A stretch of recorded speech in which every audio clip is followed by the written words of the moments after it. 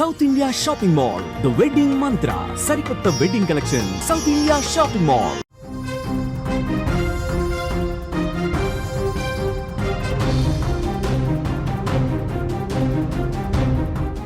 అప్పుల బాధ తట్టుకోలేక నిజామాబాద్లో దంపతులిద్దరూ ఆత్మహత్య చేసుకోవడం ఇప్పుడు సంచలనంగా మారింది. వడ్డీ వ్యాపారుల వేధింపులే వీరి ఆత్మహత్యకు కారణమని తెలుస్తుంది. ఇంట్లో దంపతులిద్దరూ ఉరివేసుకొని ప్రాణాలు తీసుకున్నారు.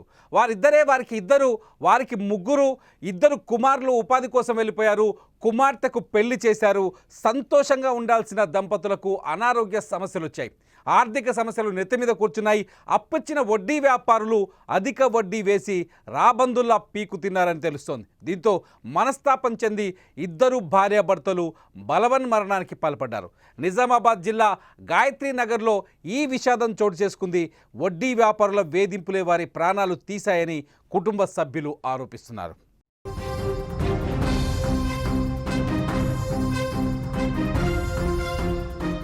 అసలు ఈ ఆత్మహత్యలకు గల అసలు కారణాలేంటి? నిజంగా వడ్డీ వేధింపులు ఆ స్థాయిలో ఉన్నాయా? అసలు ఏం జరిగింది? పూర్తి వివరాల్ని మా ప్రతినిధి ప్రసన్న నిజామాబాద్ నుంచి అందిస్తారు. ప్రసన్న గారు, అసలు ఏం జరిగింది అక్కడ? అసలు వీళ్ళిద్దరూ ఆత్మహత్య చేసుకోవడానికి కారణం ఏంటి?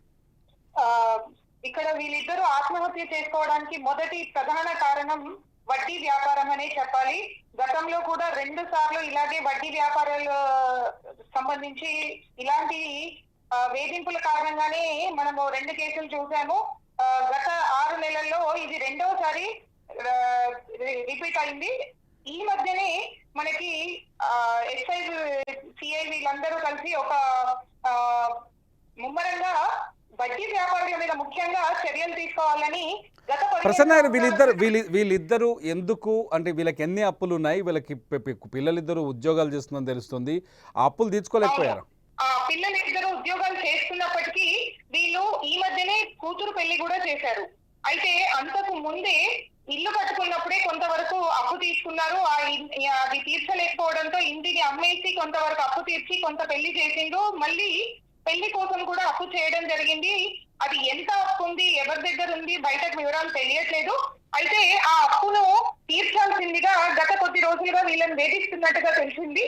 4 రోజులుగా ఒకరు కాకపోతే ఒకరు కంటిన్యూస్ గా వీళ్ళ దగ్గరికి వచ్చి వీళ్ళకి ఒక డెడ్ లైన్ ఇచ్చి దాని లోపల కట్టాలి అనేసి ప్రెషర్ చేసినట్టయితే తెలుస్తుంది.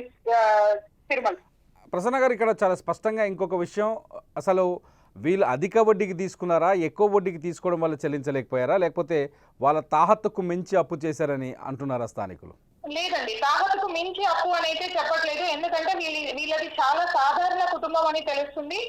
తను ప్రెస్ లో పనిచేస్తాడు, ఆమె బీడీఎం చేస్తుంది అని, ప్రింటింగ్ ప్రెస్ లో పనిచేస్తాడు అతను, ఆమె బీడీఎం పెట్టుకుంటుంది అని చెప్తున్నారు. సో వీళ్ళు తాహతుకు మించి చేసిండ్రు అని అయితే ఇక్కడ ఎవరు అనుకోవట్లేదు. చాలా చాలా తక్కువే తీసుకున్నారు, ఎక్కువ మొత్తంలో అయితే తీసుకోలేదు. ఇది మొత్తానికి అధిక వడ్డీలే వీళ్ళ ప్రాణాలు తీశాయని స్థానికులు చెప్తున్నారు. అయితే బీడీ కార్మికురాలుగా పనిచేస్తున్న మహిళ, అతనేమో ప్రెస్లో ఒక చిన్నపాటి ఉద్యోగిగా పనిచేస్తున్నారు. అప్పుల బాధ తాళలేక కుటుంబ సభ్యులిద్దరూ ప్రాణాలు తీసుకోవడం స్థానికంగా తీవ్ర విషాదాన్ని నింపింది.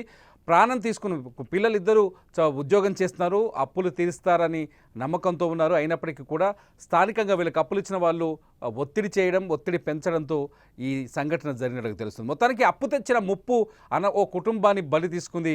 ఇప్పుడు ఆ వాళ్ళ పిల్లల్ని అనాథలుగా మార్చింది. అప్పు సంబంధించిన వివరాలు ఇంకా తెలియాల్సింది. పోలీసులు కేసు నమోదు చేసి దర్యాప్తు చేస్తున్నారు.